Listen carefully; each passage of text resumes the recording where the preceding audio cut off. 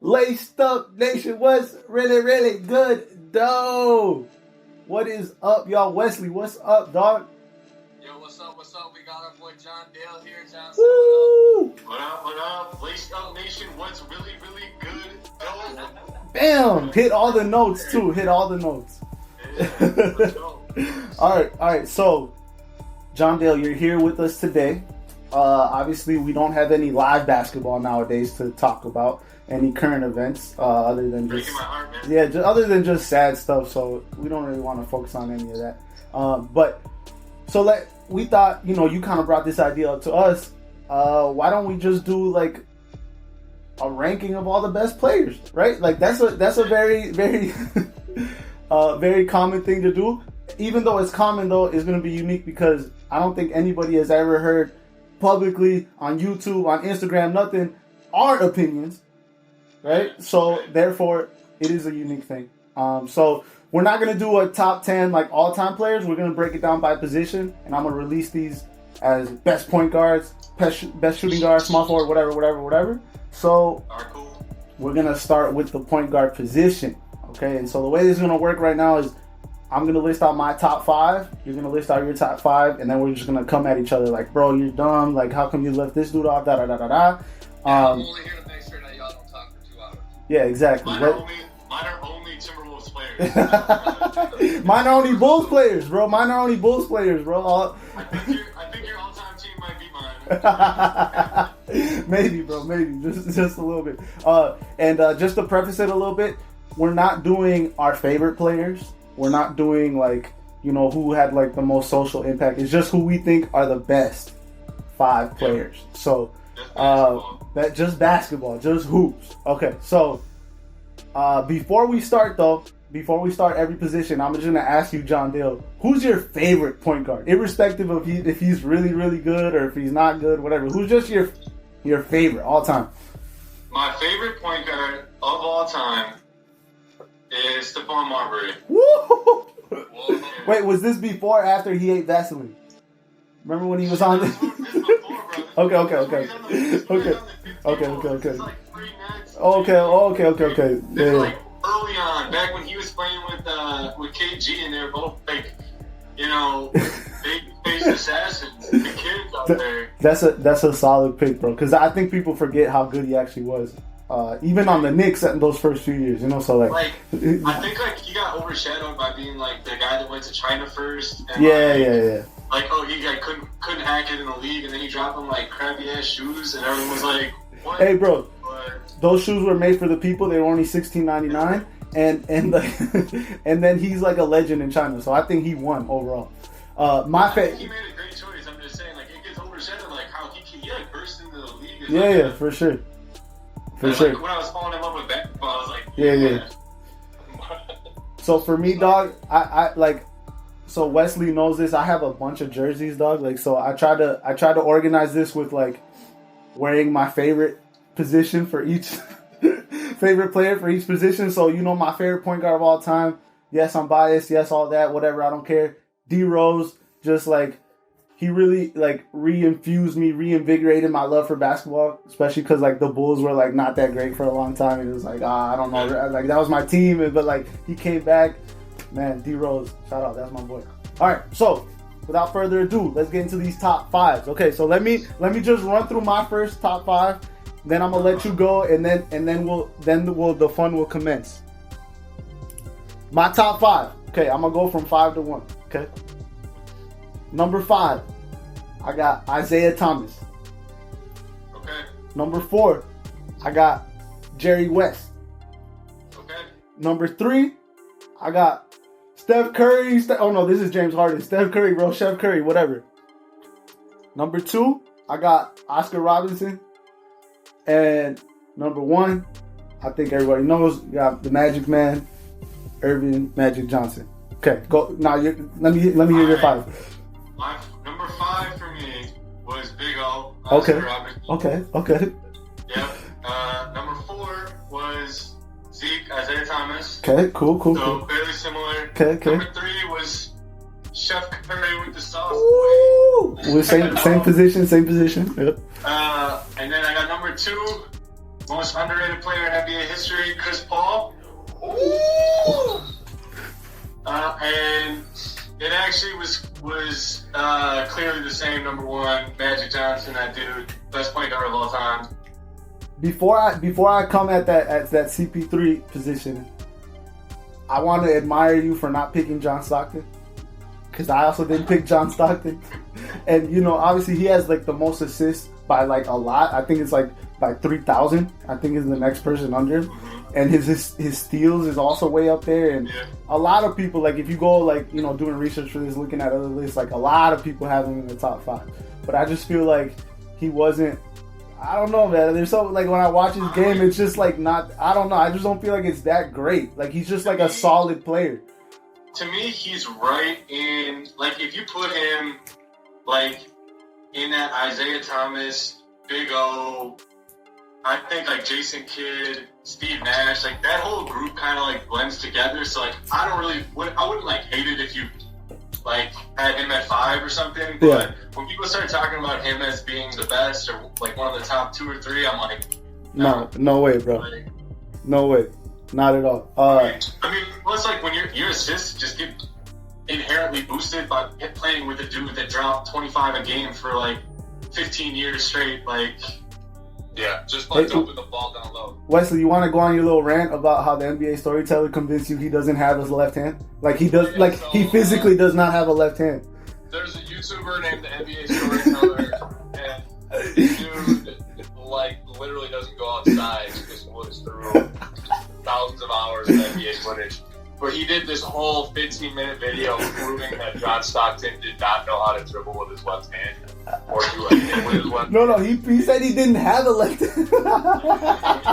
Physically, it's just not there. Yeah, no, but it's actually really incredible because he breaks down these critical moments, you know, high leverage basketball situations where if he would have gone to his left, he would have had the advantage, but he just refused to do it. And then the video also breaks down the types of things you said, how like his numbers are so skewed just because he could dump the ball down low alone, and that's not taken away from him, but also like like I think he's solidly like in that top 10. Yeah, for sure. I have him here at 7. But I think it's almost more impressive that he was busting people's asses with only one hand out there. I give him credit for just like being so durable, because he never missed games, bro. He never missed games, like ever. So I give him credit for that. But the real thing I want to come at, because so you got Oscar Robertson at 5. I got him at 2. So I'm okay with those, and we got Steph at the same position. But the biggest thing that we disagree on is Jerry West and CP3. Okay, so I'm going to let you go first because you picked CP3. Why do you think...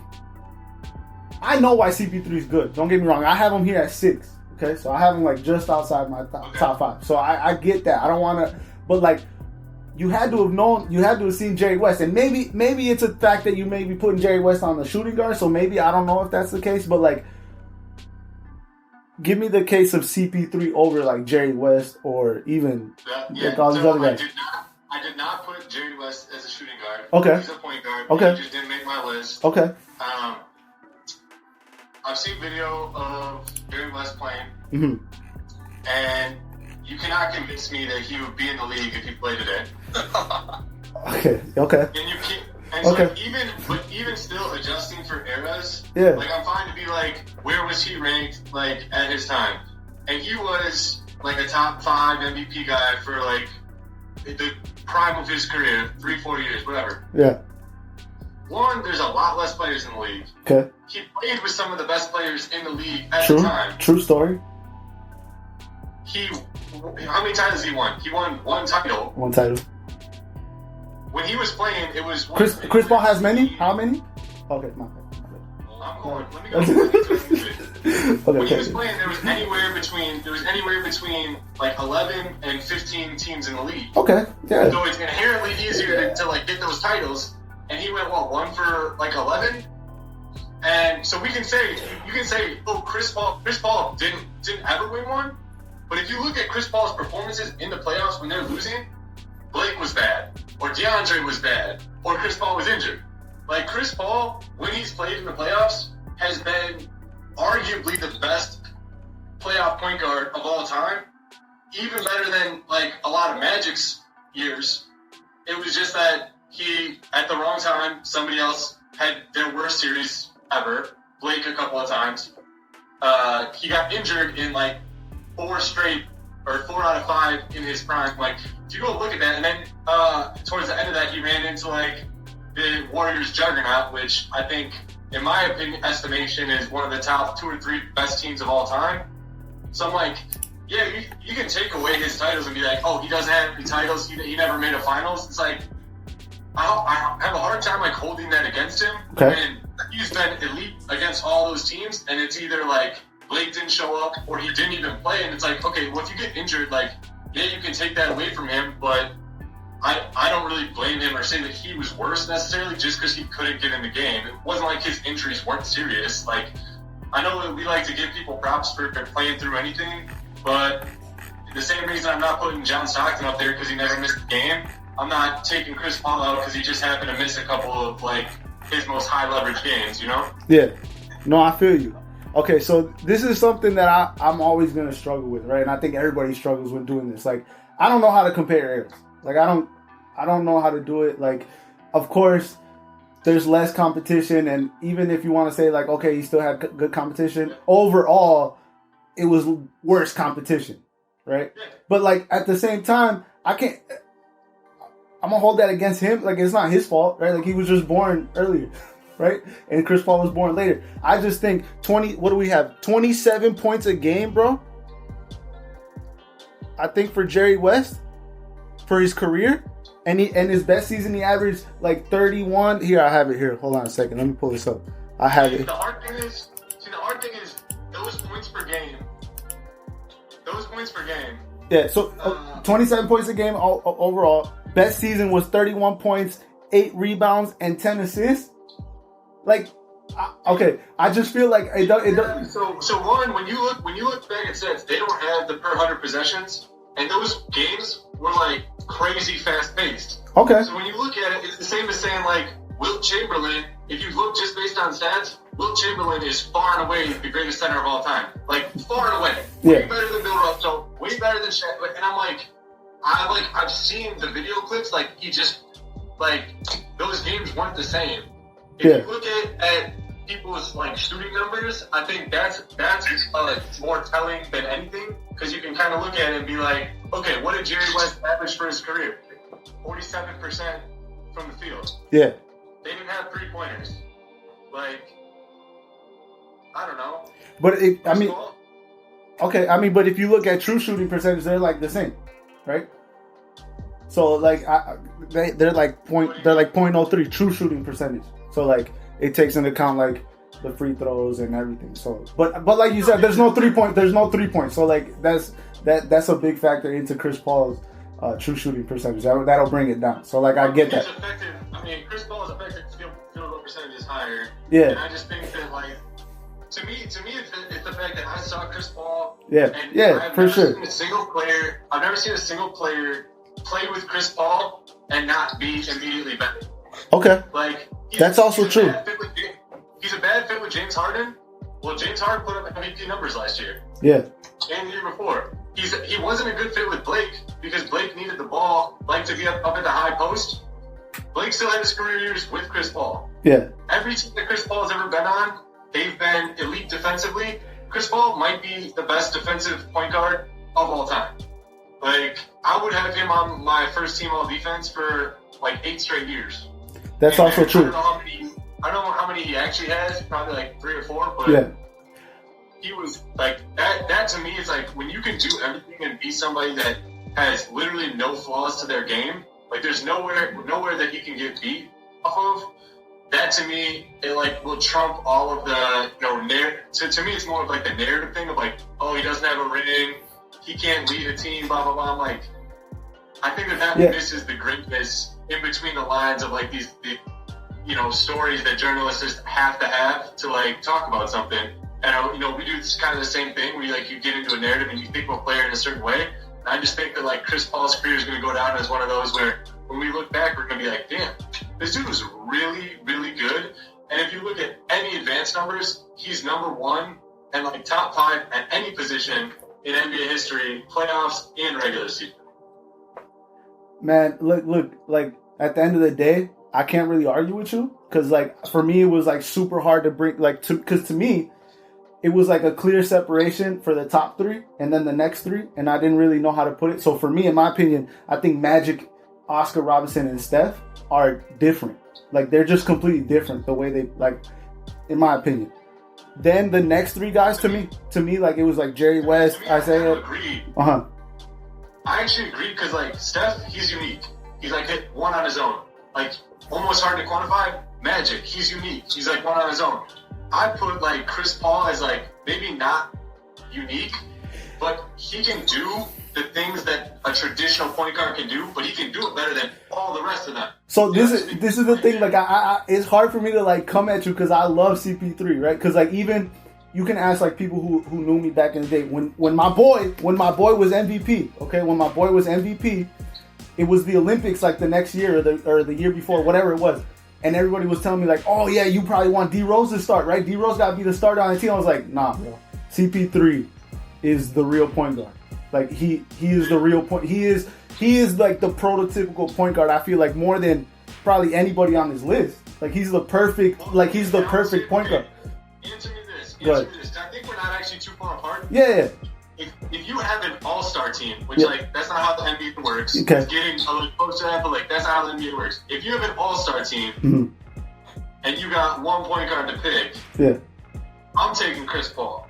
Well, I'm going to take a Magic first. I'm taking Chris Paul next because Chris Paul can dish and like he doesn't take away the usage of anybody else on the floor. Like Curry needs the ball.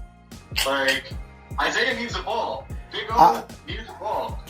Oh man, I'm taking Chris Paul on that, which it's tough, bro. I don't think that's a fair way to evaluate players, but I just think like if you're talking all-star teams, like give me Chris Paul.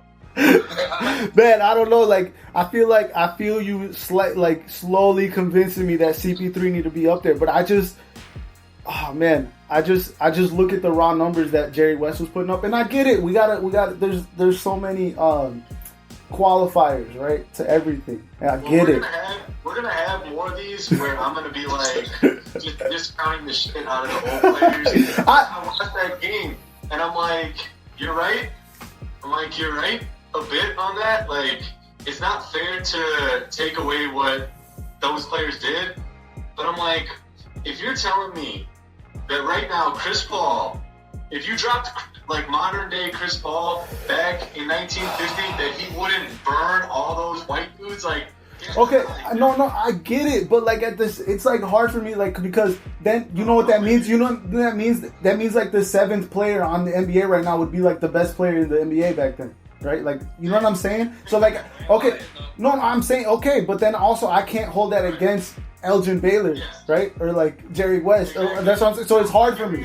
It's hard for me. I get what you're saying, but I just do that anyways. All right then, bro. I think. I'm not mad at your list at all. Like, cause I was really debating CP3. Go ahead. So let's come back out. You had Magic, Big O, Steph, Jerry West, and Zeke. And I went Magic, CP3, Steph, Isaiah Thomas, and Big O.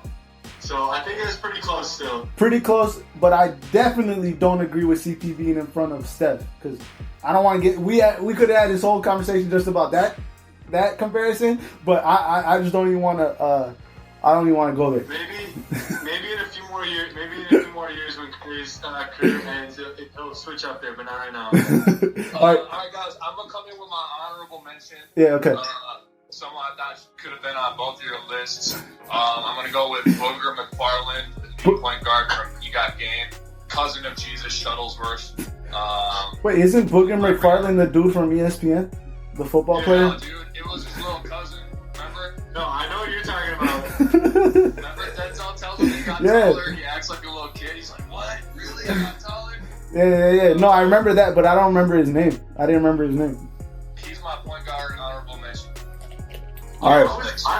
I thought for sure you were going to be upset that I didn't put AI in my top 5. Me? Ooh, yeah. Well, maybe you'll be surprised because I consider. Maybe I'll be surprised what position he plays.